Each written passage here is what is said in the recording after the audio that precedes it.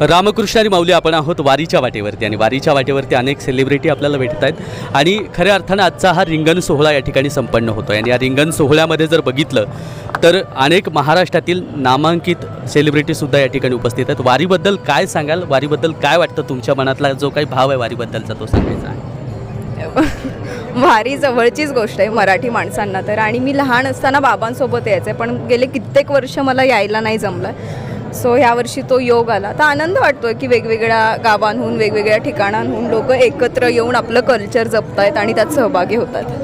बरं, वारीबद्दल तरुणांच्या विषयी मनामध्ये जो काही भाव निर्माण होतो आहे, आता तुमच्यासारखे अनेक तरुणही सेलिब्रिटीही या वारीमध्ये येत आहेत आणि पूर्वी म्हटलं जायचं की म्हातार वयामध्ये वारी केली पाहिजे, तरुण वयामध्ये वारी नसायला पाहिजे, असं आता काय वाटतं ह्या भावासाठी? असं काही नाही, आपल्या मनात जेव्हा आपल्याला इच्छा होईल मनापासून तेव्हा मला वाटतं वारीला जावं आणि चांगली गोष्ट आहे वारी करणं। आजच्या या रिंगण सोहळ्याबद्दल काय बोलतात?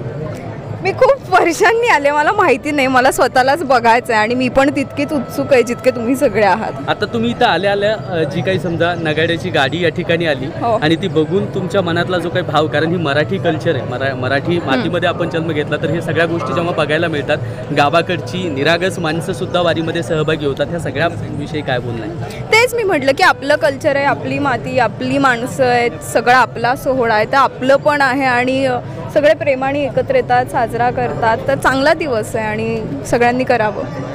वारीमध्ये येत असताना प्रत्येकानं वारी करावी हाच संदेश या ठिकाणी दिलेला आहे। रामकृष्ण हरी।